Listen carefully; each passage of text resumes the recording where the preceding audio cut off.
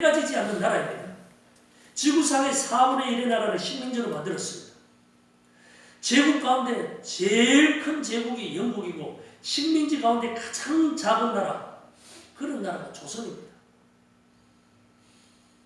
그런데 조선이 예수만 믿으면 영국보다 더 잘 사는 나라가 된다는 것입니다. 아멘. 사람이 성령 충만함을 받으면 이렇게 미치게 되는 것입니다. 아멘. 이렇게 거룩하게 미치는 것은 아주 좋은 것입니다. 이 예언은 108년이 지난 2011년도에 대한민국의 경제가 영국을 추월했습니다. 다른 분야는 몰라도 경제만은 추월했습니다. 이승만의 예언은 적중했던 것입니다. 그 당시에 조선의 엘리트 40명이 개혁을 부르짖다가 한성 감옥에 수감됩니다. 이승만은 그들에게 복음을 전하고 조선 엘리트 40명은 그곳에서 독실한 기독교 신앙을 갖게 됩니다. 이분들이 대한민국을 살립니다. 이분들이 대한민국에 틀을 놓습니다. 이분들이 성경을 감옥에서 토론하면서 복음으로 대한민국을 세우자고 결탁을 합니다. 이분들의 생각입니다. 2021년 탈북 동포들이 우리나라에 많이 들어와 있습니다. 그들의 생각이 이승만의 생각을 그대로 반증해 줍니다. 우리들 생각에는 기독교가 자유의 종교라는 것을 의심의 여지가 없었다. 성경은 진리를 가르치고 있고 진리가 너희를 자유롭게 하리라고 믿었습니다. 이들은 감옥에 같이 있었던 사람들 모두가 우리 국민들의 갱생을 위해 기독교 교육을 전파하는데 전력을 기울이자고 결의합니다. 이들은 출국 후 전국을 다니면서 복음을 전하고 교회를 세우고 한글을 가르치고 독립운동을 합니다. 이분들이 시작했던 것입니다. 대한민국의 근대화는 이렇게 시작되었습니다. 기독교인들이 중심이 되었습니다.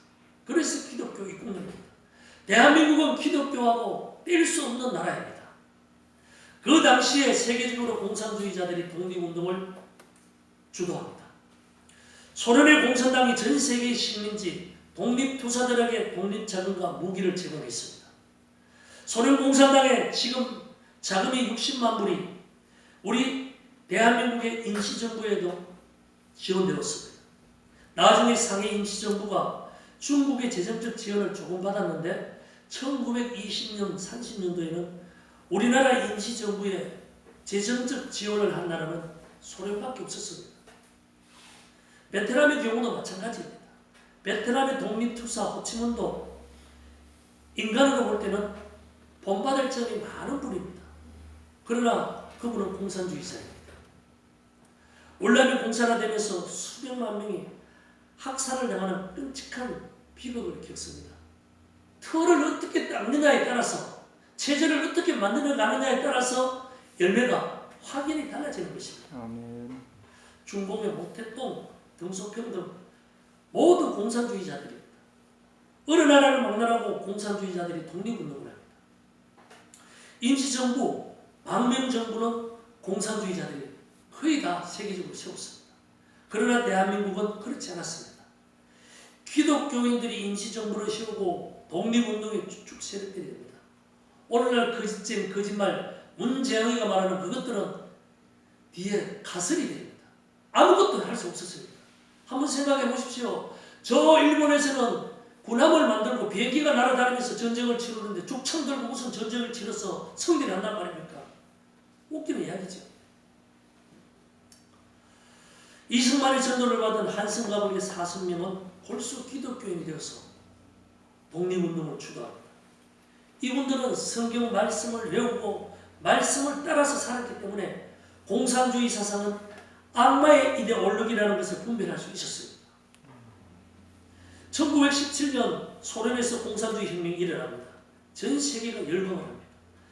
프랑스의 유명한 화가 피카소는 1954년 스탈린이 죽었을 때 스탈린의 초상화를 맑고 깨끗한 어린아이의 모습으로 그립니다. 사람들이 이렇게 질문합니다. 왜 일국의 지도자를 어린아이의 모습으로 그립니까? 그러자 피카소는 스탈린은 어린아이처럼 깨끗하고 맑고 순수한 사람이라고 합니다. 말이 됩니까? 순수한 사람이 4천만 명이나 살인을 합니까? 그 당시에 살았던 사람들의 이야기들은 4천만 명이 훨씬 넘고 8천만 명이 넘는다는 것입니다. 말이 안 되는 이야기를 합니다. 집단 체면이 전 세계적으로 걸려들었습니다. 악마의 사상에. 오늘날 대한민국처럼 피카소를 비롯하여 전 세계의 문화, 예술인, 지식인, 유명인들이 공산주의 다 속아 넘어갔습니다. 무계급 불평등의 사회, 공산주의 선언입니다. 마지막 문장이 이렇게 끝이 납니다. 만국의 노동자의 단결하라. 우리가 얻을 것은 무계급 불평등의 유토피아 세상이다. 우리가 잃을 것은 아무것도 없다. 공산주의자들이 선포하는 것입니다. 이렇게 공산화의 바람이 불어닥칠 때 심지어 미국의 고위관료, 장관들, 부통령까지 자원해서 소련의 간첩이 되기도 했습니다. 전 세계 지도자들 중에 유일하게 최초로 방공투사가 된 사람이 이승만입니다. 아멘. 1917년 공산주의 혁명이 일어났을 때 이승만은 공산주의 하는 나라들은 반드시 망한다고 선포합니다. 하나님께서는 인간을 자유롭게 창조하셨는데 공산주의는 인간에게 자유를 빼앗는다. 하나님의 창조의 법칙을 거슬리기 때문에 망할 수밖에 없다고 이승만은 선포하는 것입니다. 이 예언은 너무나 정확했습니다. 1917년 이승만은 공산주의를 이미 하나님의 말씀으로 판단했던 것입니다. 요즘은 북한의 탈북자들이 남한에 들어와서 함께 살아가고 있습니다. 이들에게 남한에 오니 가장 좋은 것이 무엇이냐고 질문하면 자유가 그렇게 좋다고 합니다. 그 중에 금융의 자유는 너무나 행복하다고 합니다. 북한에서는 은행에 돈을 저축해 두었어도 내 마음대로 찾아 쓸 수가 없다는 것입니다. 돈을 찾아 쓰려면 당국의 허락을 받아야 하는데 이런 핑계 저런 핑계를 대면서 필요할 때 돈을 찾아 쓸 수 있도록 만들지 않는다는 것입니다. 그런데 남한에 보니 언제든지 카드만 넣으면 원하는 대로 돈을 찾아 쓸 수 있어서 너무너무 좋다는 것입니다. 그래서 은행 앞에 가서 돈을 넣었다가 집어넣었다가 꺼내었다가 집어넣었다가 반복한다는 것입니다. 이야 너무 좋다. 이야 이렇게 좋은 자유를 이 남한 사람들은 왜 모르고 살지? 이들은 이렇게 이야기한다는 것입니다. 이렇게 탈북민들이 이야기하는 것을 1917년 이승만은 예언을 했던 것입니다. 100년 앞을 내다보신 분이 우리의 건국 대통령 이승만입니다. 아멘. 참으로 대단한 사람이지. 하나님의 영이 임하면 이런 일이 생겨나는 것입니다. 1923년 공산주의 세력이 점점 커집니다. 그러자 이승만은 공산주의에 대하여 글을 씁니다. 공산주의를 하게 되면 기술력이 저하된다. 공산주의를 하게 되면 기술력이 떨어지게 되어서 원시 야만인으로 떨어지게 된다. 이런 글을 썼습니다.